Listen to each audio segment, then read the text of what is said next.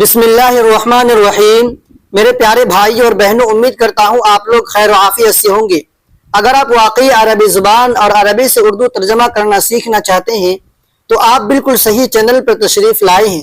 دوستو، translation course میں نے قصص النبیین کا حصہ اول مکمل پڑھایا ہے۔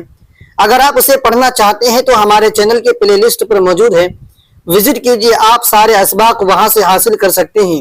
دوستو، شروع کرنے سے پہلے آپ سے ایک چھوٹی سی گزارش ہے کہ ہمارے چینل کو ضرور سبسکرائب و لائک کریں اور اپنے ان دوست احباب کو ضرور شیئر کریں جو عربی زبان سیکھنا چاہتے ہیں۔ آج کے سبق کا عنوان ہے دعوت ہود۔ ہود علیہ السلام کی دعوت، ہود علیہ السلام کی پکار۔ وقام ہود فی قومہ یدعو ویقول۔ قام یقوم قوما میں نے کھڑا ہونا، دعا یدعو دعوتا میں نے پکارنا دعوت دینا، قال یقول قولا میں نے کہنا۔ اور ہود علیہ السلام فی قومہ اپنی قوم میں یہ کہتے ہوئے اور بلاتے ہوئے کھڑے ہوئے، اور ہود علیہ السلام اپنی قوم میں یہ کہتے ہوئے اور یہ پکارتے ہوئے کھڑے ہوئے، یا قوم اعبدوا اللہ ما لکم من الہ غیرہ۔ یا قومی، یہاں پر یا محذوف ہے، یا چھپی ہوئی ہے۔ یہاں پر علامت اس بات کی ہے کہ میم کے نیچے کسرہ ہے۔ اے میری قوم، تم لوگ اللہ کی عبادت کرو، ما لکم تمہارے لیے نہیں ہے، من الہ کوئی معبود، غیرہ اس کے علاوہ، تمہارے لیے اس کے علاوہ کوئی معبود نہیں ہے۔ ما یہاں پر نافیہ ہے۔ وقال ہود، اور ہود علیہ السلام نے کہا، یا قومی کیف تعبدون الحجارۃ ولا تعبدون الذی خلقکم۔ اے میری قوم، تم لوگ کیسے پتھر کو پوجتے ہو، اے میری قوم تم لوگ کیسے پتھر کو پوجتے ہو اور تم لوگ اس کی عبادت کیوں نہیں کرتے جس نے تم کو پیدا کیا۔ یا قوم هذه الحجارۃ التي نحتوها امس کیف تعبدونها اليوم ان اللہ خلقکم ورزقکم۔ اے میری قوم، هذه الحجارۃ، یہ ایسا پتھر ہے جس کو تم لوگوں نے گزشتہ کل تراشا۔ اے میری قوم، یہ ایسا پتھر جس کو تم لوگوں نے گزشتہ کل تراشا، کیف تعبدونها اليوم، تو کیسے تم لوگ آج اس کی عبادت کرتے ہو، تو کیسے تم لوگ آج اس کی عبادت کرتے ہو۔ اليوم مانے آج، نحت ینحت نحت مانے تراشنا، الحجارت مانے پتھر، نحتوہا میں جو ہا ضمیر ہے یہ لوٹ رہی ہے الحجارہ کی طرف۔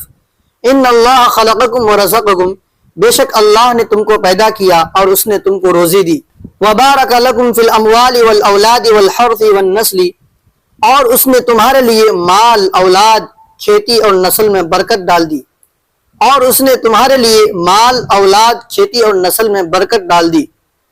وجعلکم خلفاء من بعد قوم نوح ورزقکم قوة فی الجسم، اور اس نے تم کو نوح علیہ السلام کی قوم کے بعد جانشین بنایا، اور اس نے تم لوگوں کو نوح علیہ السلام کی قوم کے بعد جانشین بنایا، خلیفۃ جمع خلفاء معنی جانشین۔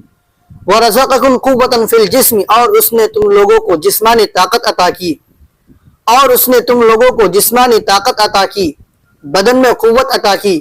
کان من حق هذه النعم ان تعبدوا الله ولا تعبدوا غیرہ، تو ان نعمتوں کا حق یہ ہے، ان نعمتوں کا حق یہ ہے کہ تم اللہ کی عبادت کرو، ولا تعبدوا غیرہ، اور دوسروں کی عبادت مت کرو، ولا تعبدوا غیرہ، اور اس کے علاوہ مطلب دوسروں کی عبادت مت کرو۔ ان هذا الكلب الذي ترمون الیہ بعزم لا يفارق بیتکم ویتعبکم كالظل، یقیناً یہ کتا جس کی طرف الیہ، جس کی طرف بعزم ہڈی پھینکتے ہو، رما یرمی رمی من پھینکنا، لا یفارق بیتکم وہ تمہارے گھر سے الگ نہیں ہوتا، ویتبعکم اور وہ تمہارا پیچھا کرتا ہے، تمہارے ساتھ رہتا ہے، کالظل سائے کی طرح۔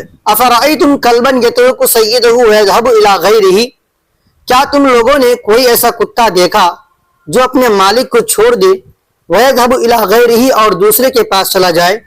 اورأیتم حیوانا یعبد حجرا، کیا تم لوگوں نے کوئی ایسا جانور دیکھا جو پتھر کو پوجے، جو پتھر کی عبادت کر رہا ہو، کیا تم لوگوں نے کوئی ایسا جانور دیکھا جو پتھر کو پوج رہا ہو۔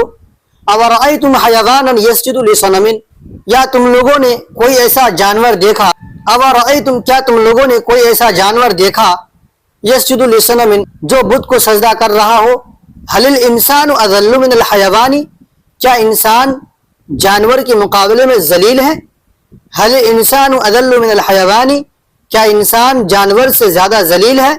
ام ہوا اجل من الحیوانی، یا انسان حیوان سے زیادہ قابل احترام ہے، یا انسان ہوا سے مراد الانسان، یا انسان جانور سے زیادہ قابل احترام ہے۔ دوستو امید کرتا ہوں آپ لوگ اچھی طرح سے سمجھ گئے ہوں گے۔